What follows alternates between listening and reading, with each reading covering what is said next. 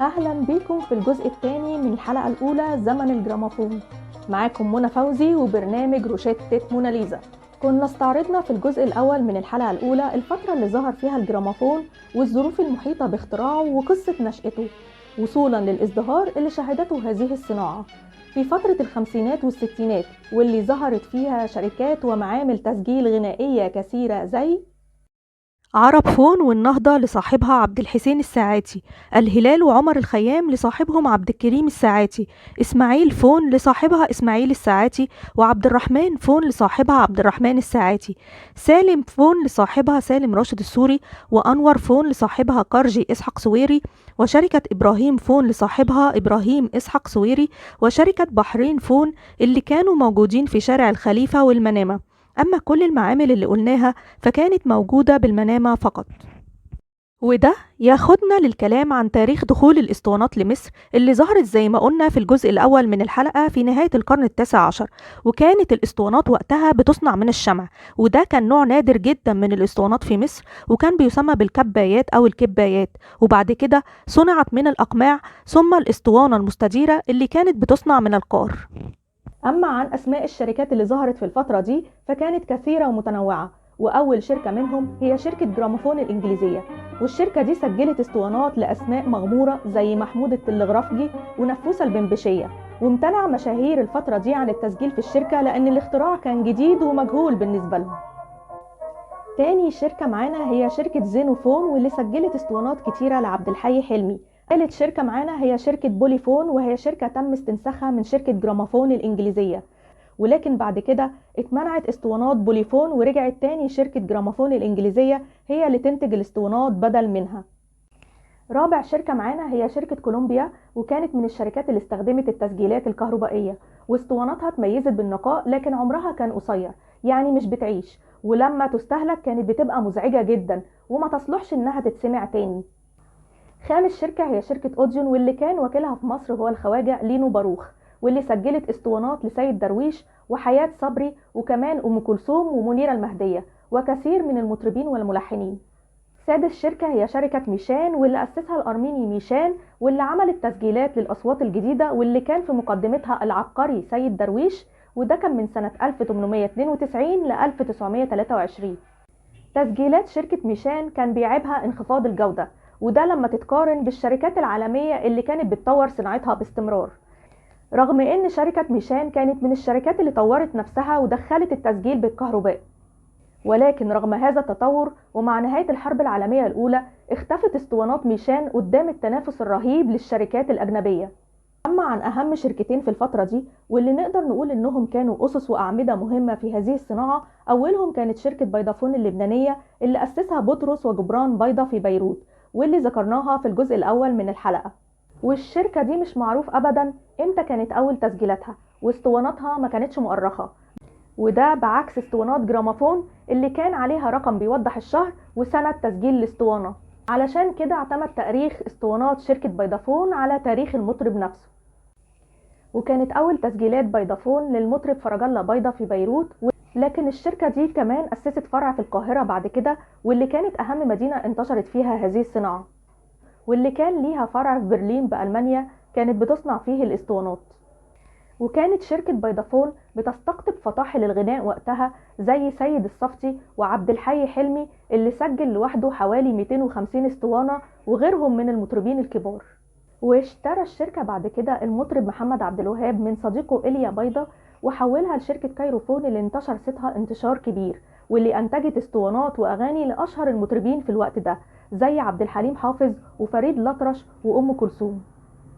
وكان عبد الوهاب عنده غرض تاني من الشراكة في شركة كايروفون، وده كان سر بسيط من أسرار نجاح العمالقة في الزمن ده، وهو إن عبد الوهاب كان عايز يسجل معزوفاته على اسطوانات، لكن شركائه في كايروفون اعترضوا وقالوا له إن المشروع ده هيكون فاشل تجاريا، وكان رأيهم في ده إن المستمع العربي ميال لسماع الأغاني أكتر من الموسيقى نفسها، والحقيقة إن رأيهم كان غلط بنسبة كبيرة فيما يخص الموضوع ده.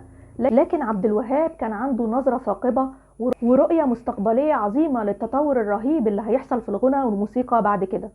ونرجع تاني لقصة عبد الوهاب، وكان رد عبد الوهاب عليهم مفحم الحقيقة، وهو اخصموا الخسارة من أرباحي. وده لأنه ببساطة كان مقتنع تماما بأن اللي ناقص الموسيقى العربية هو التعبير بالموسيقى لوحدها من غير كلام. وده يفسر لنا هو ليه كان عنده مقدمات موسيقية طويلة للأغاني، واللي كانت لوحدها عمل فني متكامل ومستقل بذاته. عبد الوهاب كان عنده أكتر من 50 معزوفة مستقلة، وكان أحلى حاجة فيها إن كان ليها أسماء تدل على الحالة الموجودة في اللحن. يعني نقدر نقول إن محمد عبد الوهاب كان من صناع البراند في زمانه بمفهومنا الحالي. وتألقت شركة كايروفون في إنتاج الإسطوانات، ومن فرط الشهرة والانتشار نشرت الجرايد أجور المطربين والملحنين على كل اسطوانة. وكان أجر أم كلثوم 1000 جنيه، وكانت الأعلى أجرا، يليها فريد الأطرش 500 جنيه، ونجاة الصغيرة وصباح 300 جنيه، وكانت تكلفة الاسطوانة 30 قرش وتباع ب60 قرش. يا بلاش والله. ده غير تعاون محمد عبد الوهاب طبعا مع عبد الحليم حافظ والست ام كلثوم، اللي كان ليه سكة مختلفة وقصص واسرار. تاني شركة مهمة ولها قيمة عظيمة هي شركة مصرفون، اللي انشأها الفنان محمد فوزي وشركائه. عمل اسطوانات غير قابلة للكسر، وكمان بأسعار تقل مرتين عن أسعار الاسطوانات اللي كانت الشركات الأجنبية بتصنعها. ومن هنا اتولدت فكرة شركة مصرفون سنة 1958 أو 1959، واللي أنفق عليها صاحبها المبدع محمد فوزي كل فلوسه من شغله في السينما والتلحين والغنى، واتفرغ لإدارتها تماما عشان يثبت أقدامها في أسواق الشرق الأوسط. ودي كانت تاني ترند حقيقي ظهر في العصر ده، لحد ما الحكومة المصرية أممت الشركة، وده كان سنة 1961 أو 1962، وعينت صاحبها محمد فوزي موظف بيقبض راتب شهري وهو 100 جنيه، بعد ما كان صاحب الشركة وداعم قوي لهذه الصناعة ورائد في تغييرها. وده كان السبب القوي اللي سبب له أزمة نفسية وجسدية فضلت ملازماه لحد ما مات. بعد كده تحولت شركة مصرفون إلى شركة اسطوانات صوت القاهرة، وده كان سنة 1964، واللي هي آخر شركة هنتكلم عنها من الشركات اللي كانت بتنتج اسطوانات لكبار المغنيين المصريين والعرب. وأصبحت شركة صوت القاهرة للصوتيات والمرئيات شركة مساهمة مصرية، ووصلت الاسطوانات المشوار لحد ما ابتدت تختفي مع التطور اللي حصل من ظهور شرايط الكاسيت، وقبلها بكر التسجيل على البيك اب. وتعالوا ننتقل لصفحة تانية مهمة في تاريخ الجراموفون، وهي إعلانات الجراموفون، ونروح تحديدا لفلسطين. وليه فلسطين يا موناليزا؟ أقول لكم أنا ليه. ده لأن في فلسطين أصبحت المقاهي هناك هي التجمع الفني للمغنيين وعشاق الغنى، وعشان السبب ده هنلاقي الجرايد هناك اهتمت قوي بالإعلان عن الأماكن دي. وده زي قهوة اسمها قهوة البلور، اللي كانت نواة لتجمع الكثير من الشباب من يافا لعمل مسرحية اسمها ناكر الجميل، وكمان كان في فقرات غنائية تانية كان بيتم الإعلان عنها. وبعد 3 سنين بس بقت قهوة البلور مكان لغنى أشهر المطربين المصريين أمثال زكي مراد أبو الفنانة ليلى مراد، أيوة هو ده. واستمرت القهاوي وبعض المسارح مكان للمطربين لتقديم أغانيهم للجمهور والبسطاء، وده رغم ظهور الجراموفون، لأنه ببساطة الجراموفون ده كان رفاهية لا يستطيع البسطاء أو متوسطي الحال إنهم يشتروه. وهنا تيجي قصة إيميل بوتاجي ابن تويفل بوتاجي، التاجر الفلسطيني الكبير وأثرى أثرياء حيفا البروتستانت، وصاحب محلات بوتاجي الشهيرة، واللي كانت بتعتبر النموذج الأول لظهور المولات في العالم العربي. وكانت المحلات دي بتبيع كل شيء من الإبرة للصاروخ زي ما بيقولوا. وأعلن صاحب محلات بوتاجي في جريدة الكريمل يوم رأس السنة الميلادية عن الفونوغراف الأمريكاني، ورسم صورته، وكان الإعلان بيقول: السنة الجديدة في محلات بوتاجي وأولاده بحيفا تضحية عظيمة، بضاعة جديدة بأسعار رخيصة، وفي إمكان كل فرد أن يحصل على سعادة أهل بيته وأصدقائه بشراء الفونوغراف الأمريكاني المشهور مع 5 أصوات عربية ب5 جنيهات فقط. ابتدئوا السنة الجديدة بالكيف والطرب، اغتنموا الفرصة، الدين ممنوع والدفع نقدي والاستلام حالا، ولكل زبون صينية، ومن لا يشتري يتفرج. ده كان أول إعلان لمحلات بوتاجي في الصحف الفلسطينية، واستخدم فيه أسلوب الجذب والتشويق. وكان المقصود من عبارة 5 أصوات عربية هو وجود 5 اسطوانات ل5 مطربين عرب من غير ما يحدد أسمائهم، وده كان أسلوبه علشان يجذب الزباين، لأن كل زبون كان من حقه إنه يختار ال5 اسطوانات حسب مزاجه. أما استخدامه لجملة اللي ما يشتري يتفرج فما كانتش معروفة قوي زمان، وده يثبت لنا إن بوتاجي كان شاطر جدا في أسلوب نشر الإعلانات، واللي كان معناها إن اللي هيشتري الجراموفون هياخد عليه صينية هدية، وده في حد ذاته كان أسلوب مبتكر محدش فكر فيه أو استخدمه في إعلان. ومرت 3 أعوام توسعت خلالها محلات بوتاجي في حيفا، وأصبح لها وكلاء في يافا والقدس، وكمان ظهر نوع جديد من الفونوغرافات، وحصلت تغييرات سياسية واقتصادية كتيرة، وتغير معاها أسلوب بوتاجي في صياغة إعلانات الجراموفون، وقدر في كل فترة يعبر عن الوقت والمتغيرات اللي بتدخل عليه. فهنلاقيه مثلا كان بينشر شرح ومواعظ تتعلق بالموسيقى والغناء وفايدتهم للبشرية، فكان بيقول في إعلام منهم: الغناء والتوقيع على آلات الطرب من أقدم ما مال إليه الإنسان واستعمله، وذلك من ضروريات الحياة العقلية والجسدية. وغيره من الإعلانات الكتيرة اللي استغلها بوتاجي بهدف الترويج لبضاعته ولصالح محلاته. ومع التطور الكبير اللي حدث في صناعة الاسطوانات، ومع ظهور أم كلثوم للنور من خلال صورتها اللي كانت علامة مميزة على الاسطوانات، وبدأ بوتاجي يستغل ده ويروج لاسطوانات أم كلثوم، والحقيقة روج لكثير من الأغاني الخاصة بيها زي إن حالي في هواها عجبه، وده كان سنة 1927، وقصيدة الصب تفضحه عيونه، وأغنية خلي الدموع دي لعناية. وعلى الرغم من الكم الهائل من الإعلانات المتعلقة باسطوانات أم كلثوم، واللي بتوحي بأنها كانت المطربة الأهم في الساحة الغنائية العربية، إلا أن الحقيقة أن كان في مطربين آخرين لا يقلون عظمة في الفترة دي عن أم كلثوم، زي محمد عبد الوهاب اللي أسرى العالم بمعزوفات تفردت في سحرها من جمال الموسيقى، زي كلنا نحب القمر، وعاشق الروح، ويا مسافر وحدك، وإمتى الزمان يسمح يا جميل، وغيره من المعزوفات الرائعة اللي أمتعنا بيها، واللي لسه لما بنسمعها بنقول ياه قد إيه الناس دي كانت عظيمة في فنها، وحجم موهبتها كبير زيها بالظبط.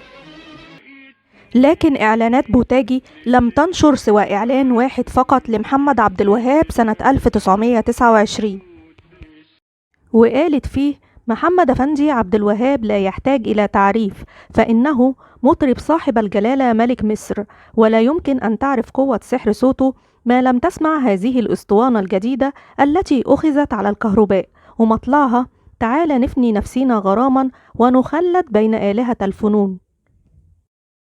وتساوت المطربة عليا فوزي عام 1929 مع محمد عبد الوهاب في الإعلان عن اسطوانتها الأولى اللي كانت بعنوان يا هل ترى يسمح زماني، وكان الإعلان بعنوان اسطوانات جديدة للمطربة والممثلة الشهيرة الآنسة عليا فوزي.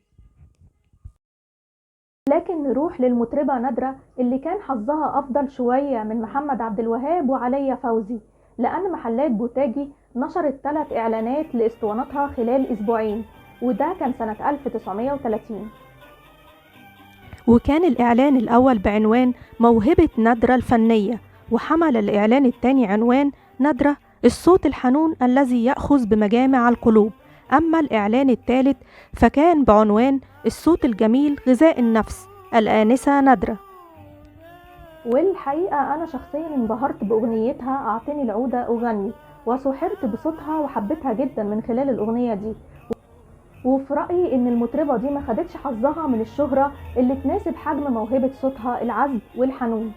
ومش هننسى نتكلم عن المنافس الشرس واللي كان ند لأم كلثوم في انتشار صوته من خلال الاسطوانات، وهي الآنسة سهام، واللي نقدر نقول إن إعلاناتها تفوقت في الكم والكيف على إعلانات أم كلثوم في فترة 9 شهور فقط، وهي من سنة 1929 لسنة 1930. وده بيدل على إنها كانت مطلوبة في فلسطين أكتر من أم كلثوم، ومن أغانيها في الفترة دي أغنية اسمها يا ناس ومين في الغرام. وقبل ما نقفل صفحة إعلانات الجراموفون في محلات بوتاجي، مش هننسى نذكر الشيخ سيد الصفتي اللي كان له نصيب من الإعلانات لموال أهو طال الليل، وكمان الشيخ أحمد إدريس صاحب موال إن كان يوسف في الجمال دعاكم، والشيخ أبو العلا محمد. وده كان فيما يخص إعلانات محلات بوتاجي لأغاني المطربين والموشحات والتقاطيع الخاصة بالفترة دي. لكن أحب أختم الموضوع ده بإن كان في محلات كتيرة في فلسطين كانت بتروج للإسطوانات الخاصة بالجرام. أنا أخدت نموذج كان صارخ وقتها وكان مجتهد في شغله جدا عشان أوريكم قد إيه كان الزمن ده غني بالتنوير رغم بساطة الناس وقتها. لكن مش هقدر أختم الحلقة دي من غير ما أتكلم عن اسطوانات سيد درويش اللي خلدت اسمه بتحف فنية رشيقة وسابقة لعصره من تقاطيع وأدوار وأغاني وموشحات زي شد الحزام، أهو ده اللي صار، أنا هويت وانتهيت، ويا مصر يحميكي لأهلك، غيره من التراث الثمين اللي اتوثق في الجراموفون والاسطوانات لابن اسكندرية العنيد. ولحد هنا تكون حلقتنا عن الجراموفون انتهت الحمد لله. وإليكم الروشتة.